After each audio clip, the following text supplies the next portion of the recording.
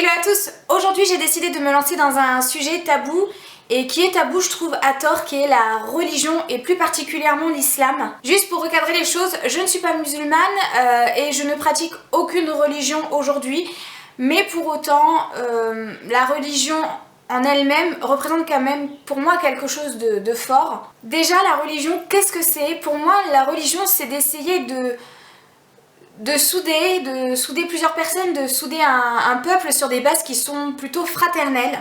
Et individuellement, la religion, ça permet de donner une discipline, une chasteté et un équilibre de vie. Au niveau du catholicisme, qui est une religion plutôt prégnante en France, on peut observer nos anciens, nos grands-parents, qui, à l'époque justement, avaient cette éducation tournée autour de la religion dans la plupart du temps.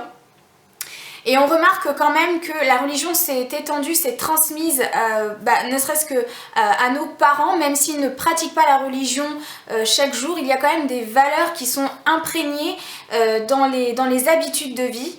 Tout ça m'a, en tout cas pour moi, donné des valeurs, malgré le fait justement que je ne sois pas pratiquante. Tout ça m'a donné des valeurs comme le partage, la bienveillance, etc. Donc c'est des choses qui initialement sont aussi issues de la religion. Ce sont des valeurs qui malheureusement par contre aujourd'hui sont peut-être moins imprégnées parce que l'on est dans une société de capitalisme. Pour comparer, on peut parler de l'immigration dite justement maghrébine des années 60-70. Avec ces personnes qui ont une culture et des habitudes aussi très ancrées. Moi je trouve ça justement intéressant de discuter avec les musulmans dits du quotidien, de discuter justement de leur culture, de ce qu'ils font au quotidien, de tout ce qu'ils respectent, de ce qu'ils appliquent. Justement je trouve ça super intéressant de pouvoir discuter de ça avec eux. Justement ces musulmans du quotidien, quand vous prenez un petit peu le temps de communiquer avec eux, ils vous diront que leur religion, donc ceux qui pratiquent, ils vous diront que leur religion est basée quand même sur des notions qui, moi en tout cas qui ne suis pas musulmane, ce sont des choses qui me parlent. Le respect, l'échange, l'empathie, la famille, etc. Alors moi je voulais juste faire cette vidéo parce que c'est vrai que je ne vous le cache pas, mais aujourd'hui l'islam est très attaqué. Il y a surtout derrière tout ça, toutes ces attaques, etc., un contexte politique, économique que je n'évoquerai pas pour des raisons de censure parce qu'on est sur YouTube et que malgré ce que l'on croit, on n'est pas en réelle démocratie parce qu'on ne peut pas vraiment dire ce que l'on veut, donc je ne vais pas prendre ce risque-là aujourd'hui. Je pense concrètement que nous avons un manque de curiosité parce qu'on est dans une société où l'on consomme énormément l'information. On avale comme ça la parole des médias, on ne cherche pas à comprendre. Il suffit de voir en fait les derniers malheureux événements qui se sont passés en janvier et en novembre dernier, enfin 2015, où nous étions tous posés devant un média en particulier. Et donc nous avions une information en fait qui nous parvenait sans avoir besoin de faire quoi que ce soit. On consomme l'information, je pense, des médias, donc notamment très facilement parce qu'on a aujourd'hui d'énormes moyens de communication et on consomme l'information de manière feignante parce qu'on est tous fatigués. Nous sommes tous fatigués par les vicissitudes de nos vies. Et puis c'est vrai que lorsque l'on rentre chez soi, on n'a pas forcément cette culture justement, cette habitude d'aller justement chercher l'information puisque nous sommes sur une société aussi d'assistanat et l'information concrètement, on attend aujourd'hui qu'elle vienne à nous. Le problème de cette information, c'est clairement est-ce que c'est de la réelle information qu'on nous diffuse? Avons-nous les bonnes données?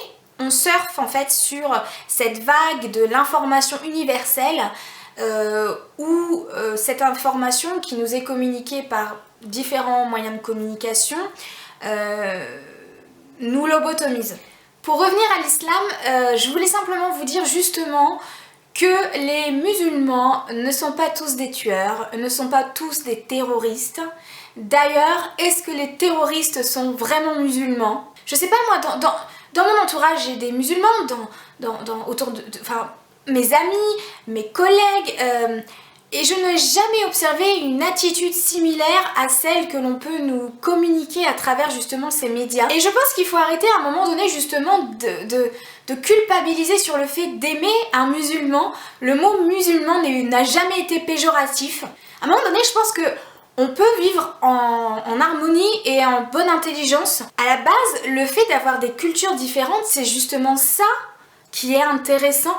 C'est justement la différence qui nous construit et qui nous rend intelligents. Je pense qu'il faut aussi prendre énormément de recul et faire preuve de réflexion. Je me suis intéressée au profil justement de ces tueurs janvier 2015 et novembre 2015 avec Charlie Hebdo, Bataclan, etc.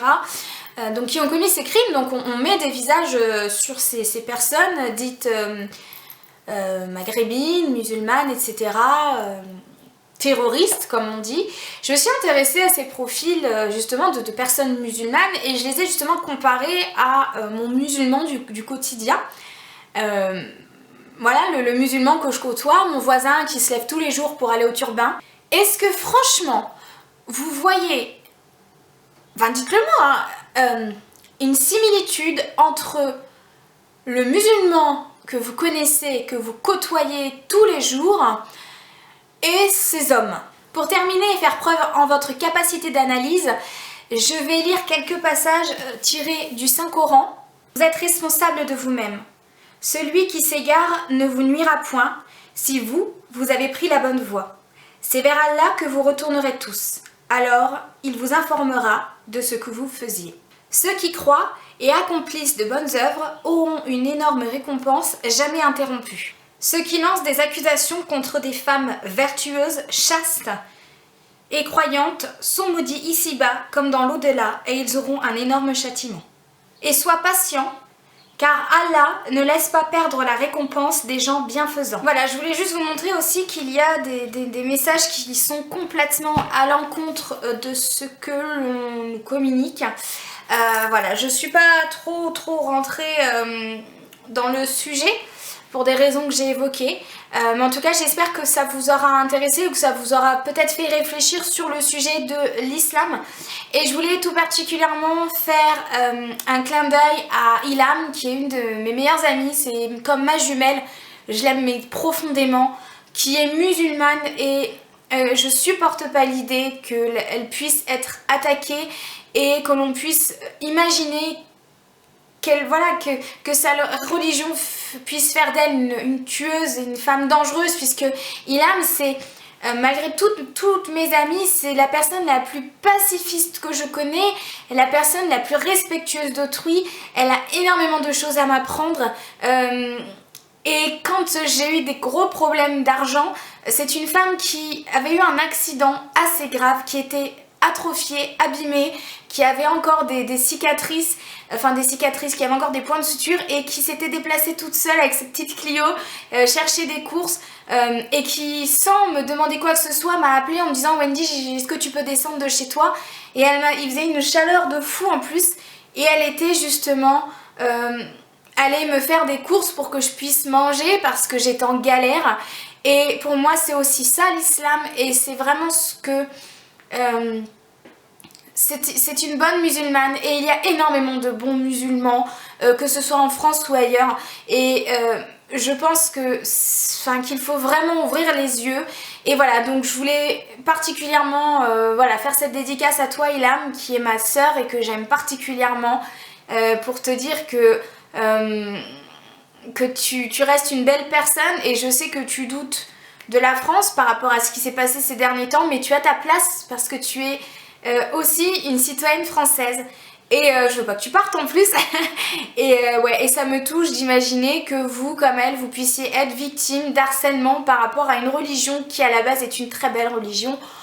En tout cas, je suis très touchée par le thème, même si pourtant je suis pas musulmane, mais il y a des choses qui me touchent particulièrement. Ces amalgames me pourrissent autant qu'ils peuvent pourrir la vie aux musulmans. Ces musulmans, ces vrais musulmans, ces bons musulmans qui, rappelons-les, sont autant en colère que n'importe quel Français